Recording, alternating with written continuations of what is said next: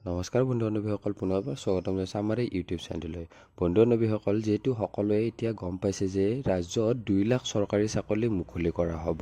এই 2 লাখ চাকৰি কি বিভাগত মুকলি কৰা হ'ব, লগতে আলোচনা কৰিম কেনেকৈ বিভাগত কিমান পদ খালী হ'ব, গোটেই কথাবোৰ আমি আলোচনা কৰিম। তাৰ আগতে আপোনালোকে যদি এতিয়ালৈ আমাৰ চেনেলটো ছাবস্ক্ৰাইব কৰা নাই তেনেহ'লে ছাবস্ক্ৰাইব বাটনটো ক্লিক কৰি ছাবস্ক্ৰাইব কৰি ৰাখি থৈ দিব। লগতে আপোনালোকে আমাৰ হোৱাটছআপ গ্ৰুপত জইন হ'বলৈ তলত দিয়া লিংকটোত ক্লিক কৰি জইন হৈ ল'ব।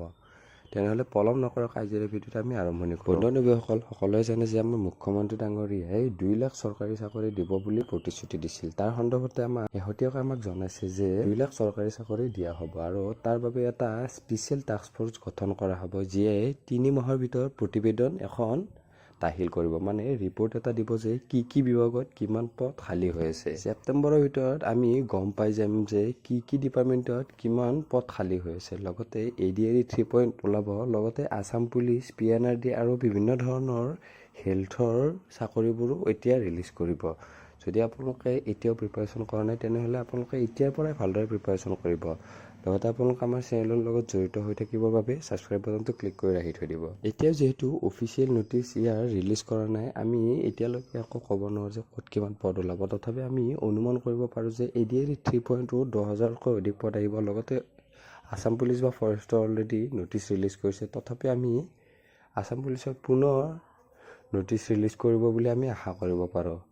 লগতে আৰু বিভিন্ন ধৰণৰ পদৰ বাবে অফিচিয়েল নটিচ ৰিলিজ কৰিব। তাৰ আগতে আপোনালোকে ক্লিপটো চাই লওক যে মুখ্যমন্ত্ৰী ডাঙৰীয়াই কি কৈছিলে। কেবিনেটে 2 লাখ চৰকাৰী চাকৰি আমি কি ধৰণে কেনেকৈ দিব পাৰিম এই বিষয়ে সিদ্ধান্ত ল'বৰ কাৰণে মুখ্য সচিবৰ অধীনত এটা টাস্ক ফ'ৰ্চ গঠন কৰি দিছে আৰু 3 মাহৰ ভিতৰত এই টাস্ক ফ'ৰ্চে ৰিপৰ্ট দিব যে কেনেকৈ অহা 5 বছৰত আমি 2 লাখ চৰকাৰী চাকৰি দিব পাৰোঁ। অৰ্থাৎ মুখ্য সচিব ডাঙৰীয়াই প্ৰতিটো বিভাগৰ লগত কথা পাতি চৰকাৰী বা চৰকাৰৰ দ্বাৰা নিয়ন্ত্ৰিত বিভিন্ন কৰ্পৰেশ্যন,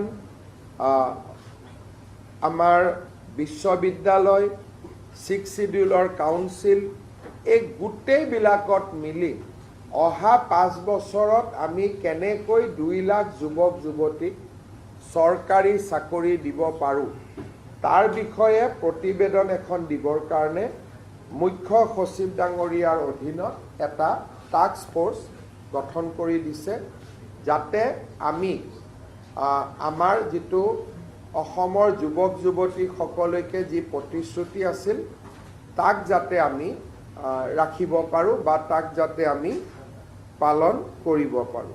এতিয়া আপোনালোকে সকলোৱে ৰেডি হৈ যাওক যে চাকৰি ল'বৰ বাবে। আপোনালোকে মিডিয়াৰ মাধ্যমেৰে আমাক যি জনাইছে সেইটো আপোনালোকে চাই নিশ্চয়কৈ গম পাইছে যে প্ৰায় 2 লাখ চৰকাৰী চাকৰি ৰিলিজ কৰিব আৰু এইটো 5 বছৰৰ ভিতৰতে 2 লাখ চৰকাৰী চাকৰি দিয়া হ'ব। আমি এইটো বছৰতে প্ৰায় 20,000 মান আমি আশা কৰিব পাৰোঁ। আপোনালোকে যদি এতিয়াও প্ৰিপাৰেশ্যনৰ বাবে আৰম্ভণি কৰা নাই তেনেহ'লে সোনকালে আপোনালোকে প্ৰিপাৰেশ্যন কৰক।